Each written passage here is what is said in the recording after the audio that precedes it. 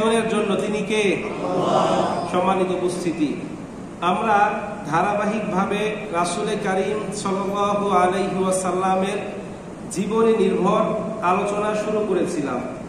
গত জুমায় আমরা রাসূল কারীম সাল্লাল্লাহু আলাইহি ওয়াসাল্লামের নবুয়ত লাভ এবং প্রাথমিকভাবে ইসলাম প্রচার সম্পর্কে আলোচনা করেছিলাম। তো আজকে আমরা হিজরতের প্রেক্ষাপট, পটভূমি এবং গুরুত্ব সম্পর্কে আলোচনা করব। সম্মানিত উপস্থিতি, আল্লাহ পাক তার ইবাদতের জন্য যেমন মানব জাতিকে সৃষ্টি করেছেন, ঠিক তেমনি ভাবে মানব জাতির হেদায়েতের জন্য যুগে যুগে অসংখ্য অগণিত নবী রাসূলকে এই পৃথিবীতে প্রেরণ করেছেন। নবী রাসূলগণ তাদের সকল চেষ্টা, শ্রম, সাধনা এ পথে অকাতরে বিলিয়ে দিয়েছেন।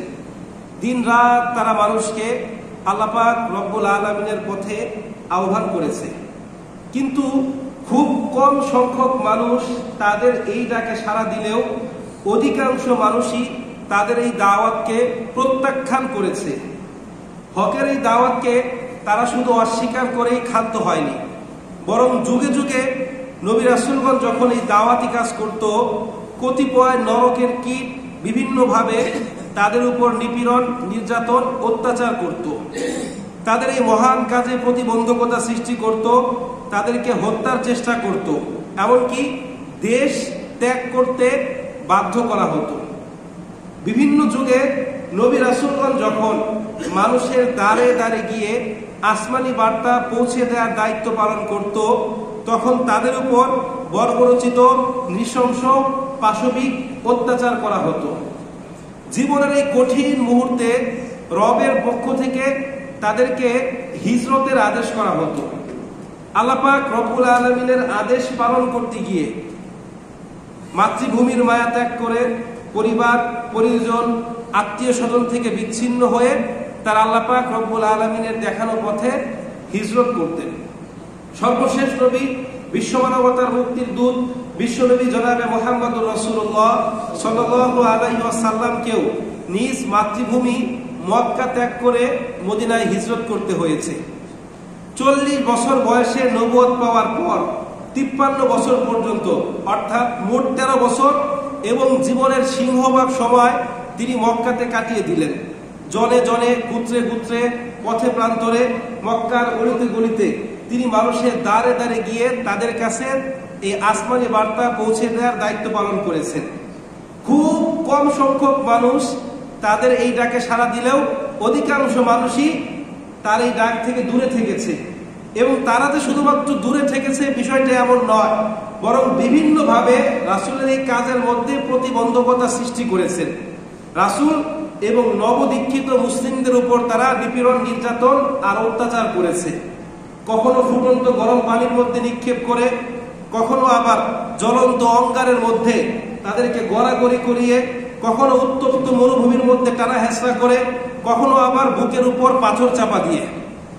এত নিপীড়ন, নির্যাতন সহ্য করার পরও যারা একবার আল্লাহ পাক রব্বুল আলামিন এবং রাসূলের প্রতি ঈমান এনেছে, তারা আর ঈমান হারা হয়নি।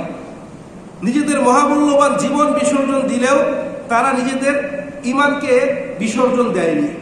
তো নবদীক্ষিত এই মুসলিমদেরকে কাফের মুশরিকদের নিপীড়ন, নির্যাতন আর অত্যাচার থেকে বাঁচানোর জন্য নবুয়তের ৫ম এবং ৬ষ্ঠ বছরে আল্লাহর থেকে আদেশ পেয়ে রাসূল কারীম সাল্লাল্লাহু আলাইহি ওয়াসাল্লাম কিছু সংখ্যক মুসলিমকে মক্কা থেকে তৎকালীন আবিসিনিয়া, বর্তমান ইথিওপিয়ায় হিজরতের আদেশ দেন। তো তৎকালে এই আবিসিনিয়ার শাসন ক্ষমতায় ছিল একজন ন্যায়পরায়ণ, ক্ষুধাভীরু, দয়ালু শাসক, তার নাম হচ্ছে নাজ্জাশী। যদিও পরবর্তীতে তিনি ইসলাম ধর্ম গ্রহণ করেন। তো সেখানে গিয়ে মুসলিমরা অত্যন্ত সুখে শান্তিতে জীবনযাপন এবং ইবাদত করতে লাগলেন। অন্যদিকে তীব্র নিপীড়ন, নির্যাতন আর অত্যাচারের মধ্যেও রাসূল কারীম সাল্লাল্লাহু আলাইহি ওয়াসাল্লাম মক্কাতেই রয়ে গেলেন। তিনি চেষ্টা করছিলেন কিভাবে এই পথ হারা মানুষগুলোকে সঠিক পথের সন্ধান দেওয়া যায়। তো নবুয়তের 10ম বছর শাওয়াল মাস, রাসূল কারীম সাল্লাল্লাহু আলাইহি ওয়াসাল্লামের চাচা আবু তালেব দুনিয়ার মায়া ত্যাগ করে চলে যান। তো চাচাকে হারানোর সুখ কাটতে না কাটতেই তার বেশ কিছুদিন পর, কোনো বর্ণনায় আছে 1 মাস, কোনো বর্ণনায় আছে 3 দিন, তার প্রিয়তমা স্ত্রী হযরতে খাদিজাতুল কুবরা রাদিয়াল্লাহু তাআলা আনহাও দুনিয়ার মায়া ত্যাগ করেন।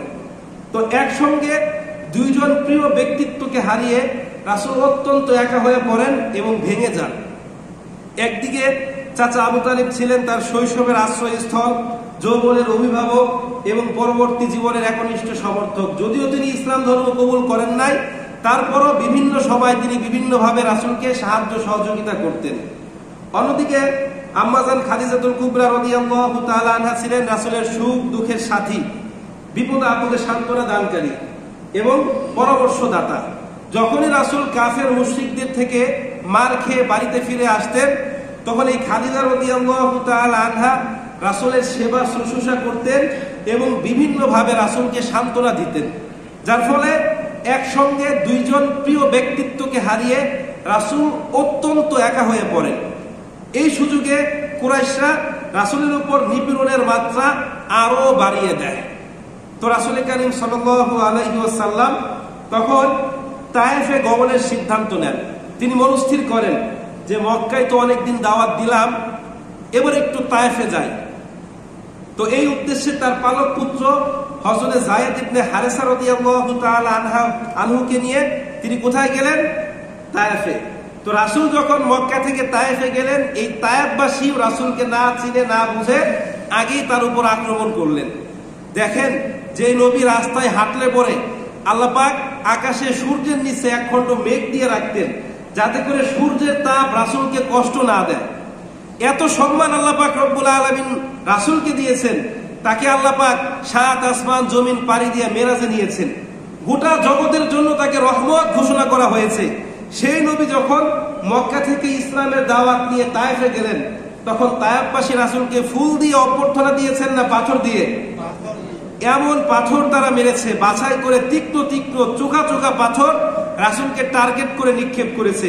রাসূলের মাথা থেকে গোটা শরীর জখম হয়েছে, রক্তাক্ত হয়ে রক্তগুলো গড়িয়ে পায়ের তলায় এসে জুতার মধ্যে জমাট বেঁধেছে। রাসূল সেখান থেকে এক দৌড় মারলেন এবং একটা আঙুর বাগানের নিচে আশ্রয় নিলেন। রাসূল সেন্সলেস হয়ে গেলেন। আল্লাহ পাক হযরত জিবরাইল আলাইহিস সালামকে পাঠালেন, জিবরাইল, আমার হাবিবের কাছে চলে যাও, সে আজকে যা বলবে আমি আল্লাহ পাক তাই করব। সাইয়েদনা জিবরাইল আলাইহিস সালাম এসে বললেন, ইয়া রাসূলুল্লাহ, আল্লাহ পাক রাগান্বিত, সকল ফেরেশতারা অস্থির হয়ে আছে, আল্লাহ পাক আজকে যা আদেশ করবে তাই হয়ে যাবে, আপনি শুধু বলেন। রাসূল বললেন, জিবরাইল, আমি অন্য নবীদের মতো লানত দিব না, অভিশাপ দিব না, বরং আমি আল্লাহর কাছে তাদের জন্য দোয়া করলাম, আল্লাহ পাক যেন তাদের হেদায়েতের ব্যবস্থা করে দেন। জোরে বলেন সুবহানাল্লাহ। সম্মানিত উপস্থিতি, তো ইসলাম এই দুনিয়ার জীবনে এমনি প্রতিষ্ঠিত হয় নাই। এই ইসলামের জন্য অনেক রক্ত ঝরেছে, অনেক মানুষ নিজেদের জান মাল বিসর্জন দিয়েছে। এই জন্য ওই যুগের মানুষগণ তাদের ধন সম্পদ, সন্তান সন্ততি, আত্মীয় স্বজন সব কিছুর চাইতে ইসলামকে বেশি প্রাধান্য দিয়েছে, ইসলামকে বেশি ভালোবেসেছে। এখন আমাদেরকে যদি বলা হয় যে আমরা ইসলামকে কতটুকু ভালোবাসি, ইসলামে আমাদের অবদান কতটুকু, ধরেন এই যে আজকে বিসিএস পরীক্ষা হয়েছে, এরকম যদি প্রত্যেক মুসলমানকে একটা প্রশ্ন নেওয়া হয়, একটা পরীক্ষা নেওয়া হয়, সবাই আমার দিকে খেয়াল করেন, আগামী 3 মিনিট মনোযোগ এখানে থাকবে। আমাদের যদি এরকম একটা পরীক্ষা নেওয়া হয়, একটা খাতা দেওয়া হলো আর একটা প্রশ্ন করা হলো যে ইসলামে আপনার অবদান লিখুন, 3 লাইন লিখতে পারলে পাস। এখন আপনি আমি কি লিখবো? আমার আপনার কোনো অবদান আছে? আপনারা মনে হয় আমার কথা বুঝেন না। আমার আপনার কোনো অবদান আছে? ইসলাম প্রতিষ্ঠার জন্য আমি আপনি কি করেছি? রাসূল রক্ত ঝরিয়েছে, সাহাবা কেরাম জীবন দিয়েছে, ধন সম্পদ সবকিছু বিলিয়ে দিয়েছে। আমাকে আপনাকে যদি জিজ্ঞাসাবাদ করা হয় ইসলাম প্রতিষ্ঠার জন্য তুমি কি করেছো, কি বলবেন? নামাজ পড়েছি, আপনি নামাজ পড়েছেন আপনার বাঁচার জন্য। যাকাত দিয়েছি, আপনি যাকাত দিয়েছেন আপনার দায় থেকে মুক্তি পাওয়ার জন্য। দান করেছি, আপনি দান করেছেন আপনার নাজাতের জন্য। ইসলামের জন্য আপনি কি করেছেন? সমগ্র বিশ্বের মুসলিমদের জন্য আপনি কি করেছেন? লেখেন। কি করতে হবে? সাদা খাতা জমা দিতে হবে, ঠিক কিনা? পরীক্ষার হলে সাদা খাতা জমা দিলে নাম্বার পাওয়া যাবে। সম্মানিত উপস্থিতি, এখন কেন আমরা ইসলামকে গুরুত্ব দেই না?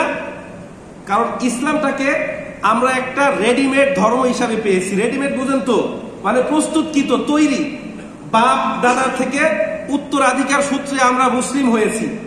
বাপ দাদা মুসলিম ছিল, এই জন্য আমরাও কি হয়েছি?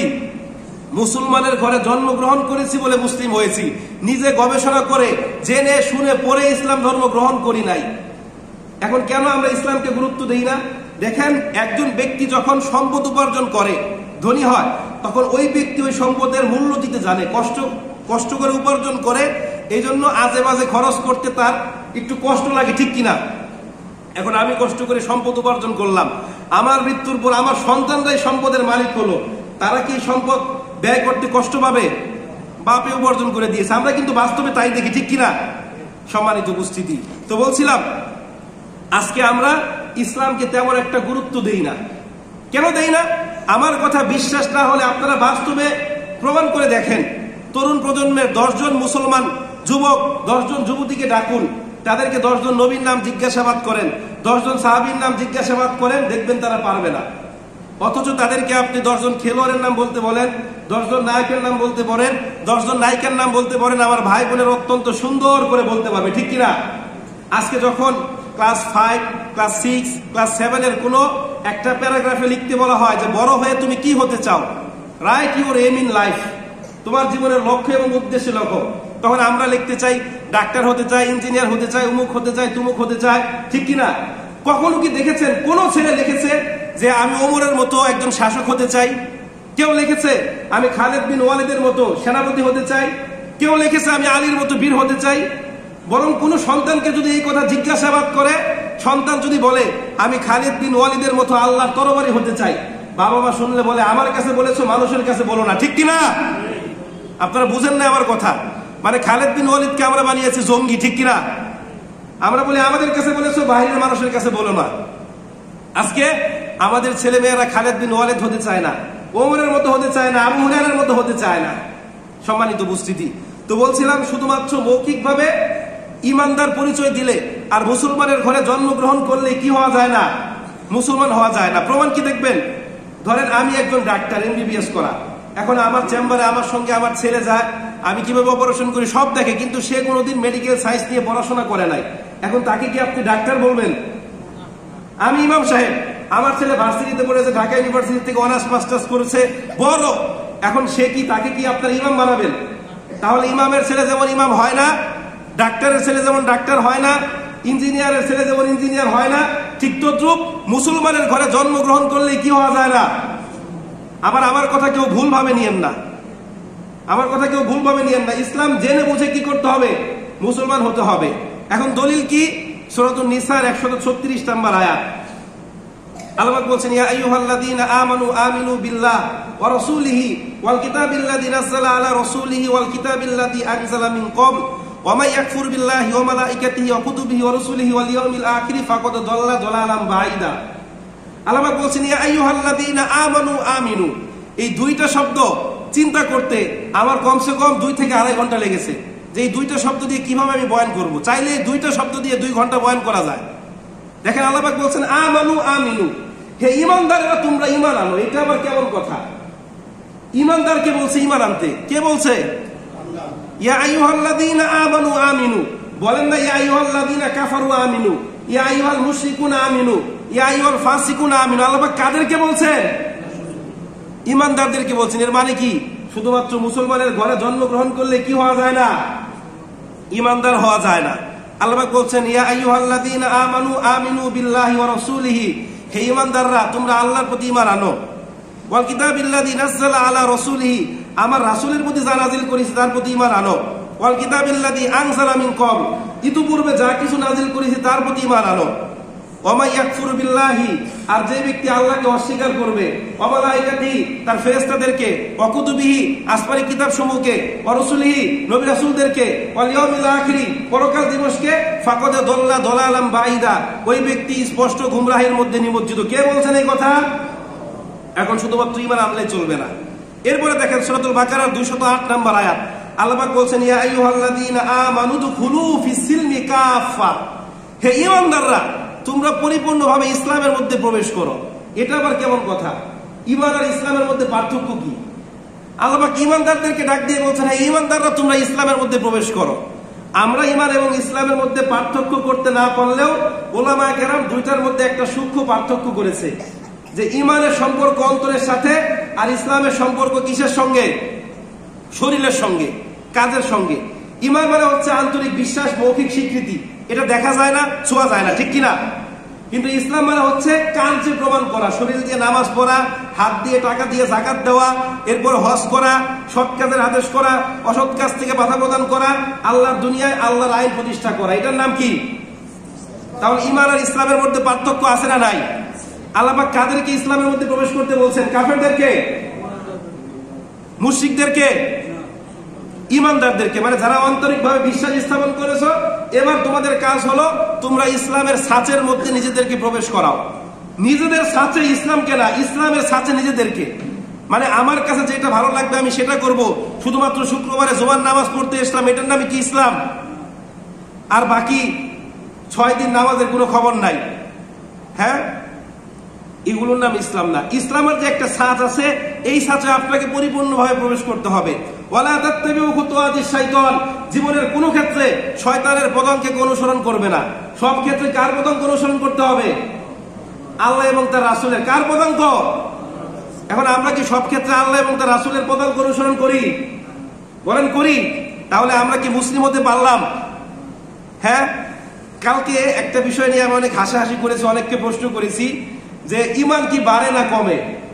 মানে মাঝে মাঝে এরকম বিষয় নিয়ে আপনারা বলেন কি মানুষের ইমান বাড়ে না কমে? ইমান বাড়ে কমে এরকম কিছু হয় নাকি ইমান স্থির থাকে?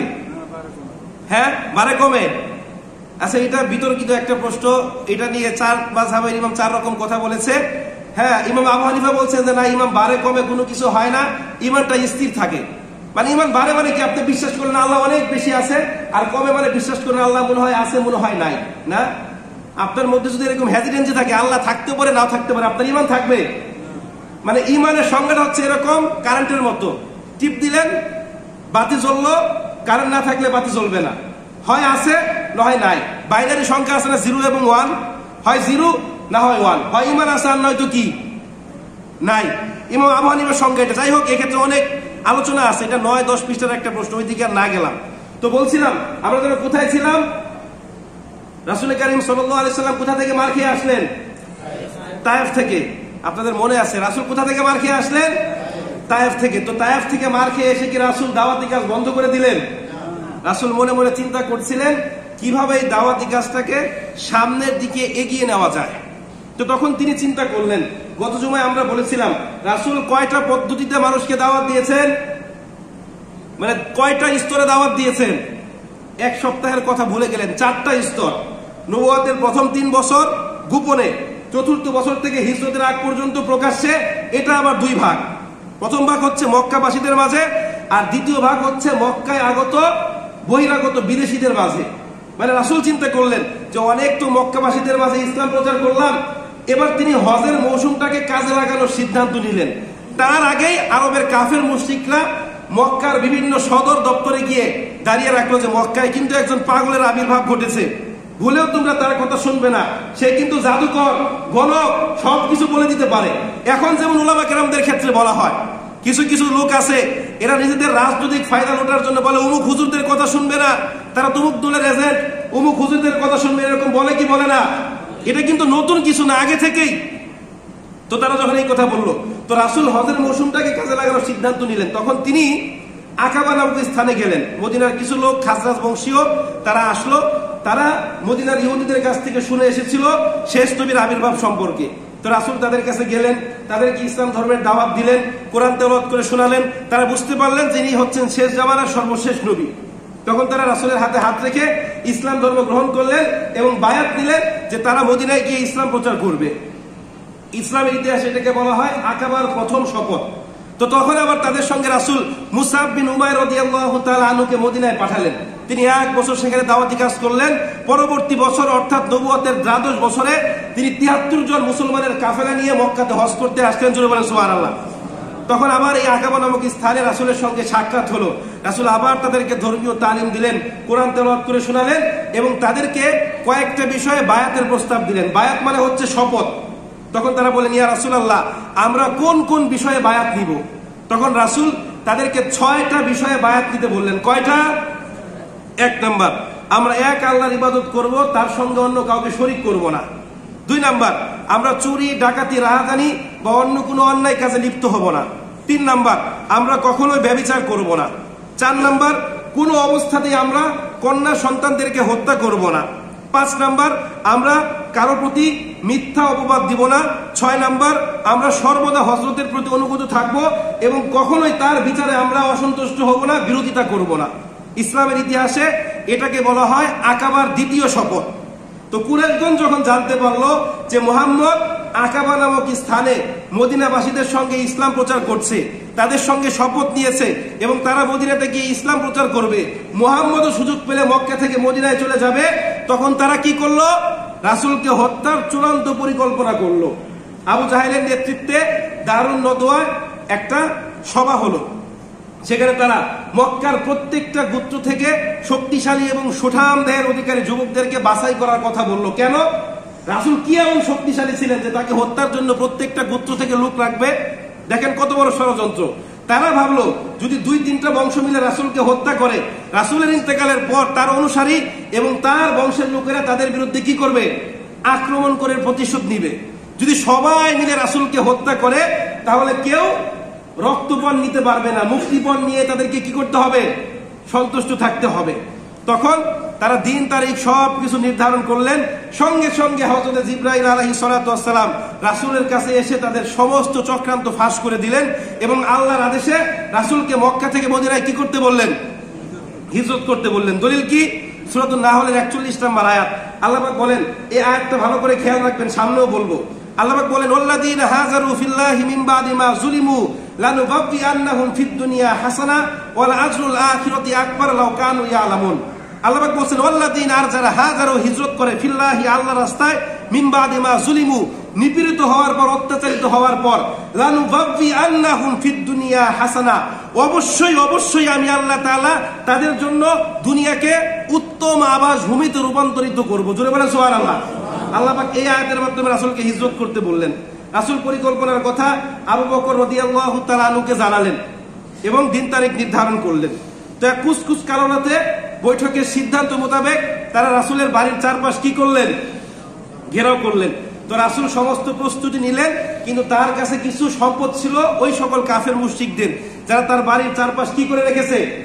ঘেরাও দিয়ে রেখেছে। তখন রাসূল কাকে ডাকলেন? আলী রাদিয়াল্লাহু তাআলা আনহুকে ডাকলেন এবং তার কাছে এই আমানতগুলো বুঝিয়ে দিলেন।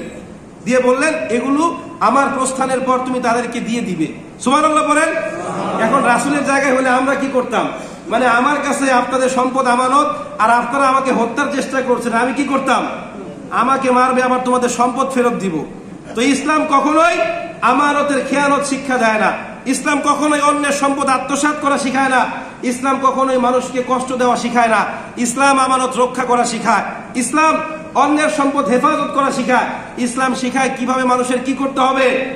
উপকার করতে হবে। রাসূলের সঙ্গে, ব্যক্তি মুহাম্মদের সঙ্গে আরবের মানুষের কোনো শত্রুতা, দ্বন্দ্ব, সংঘাত, বিরোধ ছিল না, বরং তারা নিজেদের পরিবার, পরিজন, আত্মীয় স্বজনের চাইতে রাসূলকে বেশি বিশ্বাস করত, রাসূলকে বেশি ভালোবাসত।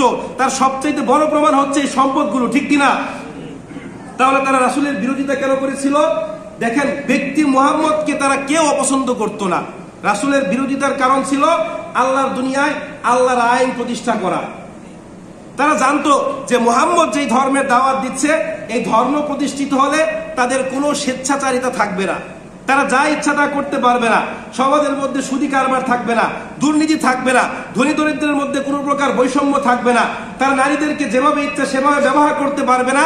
শুধুমাত্র এই কারণে তারা ইসলামের বিরোধিতা করেছিল। এখন আজ থেকে 1450 বছর আগে কাফেররা যেই কারণে ইসলামের বিরোধিতা করেছিল, বর্তমান যুগের কাফের না, তাদেরকে কাফের বলবো না, তথাকথিত মুসলিম, তারা কেন ইসলামের বিরোধিতা করছে? এই একই কারণে। আপনি নামাজের কথা বলেন, ভালো কাজ, সমস্যা নাই। আপনি রোজার কথা বলেন, ভালো কাজ, আত্মসংযম, সমস্যা নাই। আপনি হজের কথা বলেন, হ্যাঁ ভালো কাজ। কিন্তু যখনই আপনি যাকাতের কথা বলবেন, আর হুজুররা শুধুমাত্র টাকার কথা বলে। যখনই আপনি আল্লাহর আইনে বিচার কার্যকতার কথা বলবেন, আর হুজুর তুমুক দলের এজেন্ট। যখনই আপনি আল্লাহর আইনে রাষ্ট্র পরিচালনার কথা বলবেন, তখন তাদের গায়ে আঘাত লাগে, ঠিক কিনা? এখন ইসলাম কি শুধুমাত্র নামাজ, জিকির, রোজা, তাবলীগ এগুলোর মধ্যে সীমাবদ্ধ? হ্যাঁ, নাকি সবকিছু? তাহলে ওই যুগের কাফেররা রাসূল আল্লাহর আইন প্রতিষ্ঠা করবে, এই জন্য রাসূলের বিরোধিতা করত। আর এই যুগের তথাকথিত মুসলিমরা বিরোধিতা করে একই কারণে। তাহলে তাদের মধ্যে আর ওই কাফেরদের মধ্যে কোনো পার্থক্য আছে? রায় কিন্তু আপনারা দিচ্ছেন, আমি শুধুমাত্র আপনাদেরকে প্রশ্ন করছি, আমাকে আবার দায়ভার দিয়েন না। সম্মানিত উপস্থিতি, তো বলছিলাম রাসূল কারীম সাল্লাল্লাহু আলাইহি সাল্লাম কি করলেন? আল্লাহর আদেশে একটু মাটি নিয়ে নিক্ষেপ করলেন, সঙ্গে সঙ্গে সমগ্র কাফের মুশরিক কি হলেন? ঘুমিয়ে পড়লেন। রাসূল আবু বকরকে সঙ্গে নিয়ে হিজরতের উদ্দেশ্যে বের হলেন। আল্লাহ পাক রব্বুল আলামিন সূরাতুল আনফালের 30 নম্বর আয়াতের মধ্যে বলছেন, ওয়াইদ ইয়ামকুরু বিকাল্লাযীনা কাফারু লিইউসবিতুকা আও ইয়াকতুলুকা আও ইউখরিজুক ওয়া ইয়ামকুরুনা ইয়ামকুরুল্লাহু ওয়াল্লাহু খায়রুল মাকিরিন। আল্লাহ পাক বলছেন, আর স্মরণ করেন সেই সময়কে যখন তারা আপনাকে বন্দী করতে, আপনাকে মক্কা থেকে বের করে দিতে অথবা হত্যা করার জন্য ষড়যন্ত্র করেছিল। তারাও ষড়যন্ত্র করেছিল, আল্লাহ পরিকল্পনা করেছিল। বস্তুত আল্লাহ পাকই হচ্ছেন কি? সর্বোত্তম পরিকল্পনাকারী। জোরে বলেন আল্লাহু আকবার। তো পরদিন তারা যখন দেখতে পেলেন যে মুহাম্মদ মক্কাতে নাই, তাদের মাথা তো নষ্ট। মক্কার অলিতে গলিতে আনাচে কানাচে সব জায়গায় তারা রাসূলকে খুঁজতে লাগলেন, পেলেন না। তখন কুরাইশ নেতা আবু সুফিয়ান কাবার চত্বরে দাঁড়িয়ে ঘোষণা করলেন, যে ব্যক্তি মুহাম্মদ এবং আবু বকরকে জীবিত ধরে আনতে পারবে, অথবা মৃত অথবা তাদের মাথা, তাদেরকে 100 উট 200 উট উপহার দেওয়া হবে।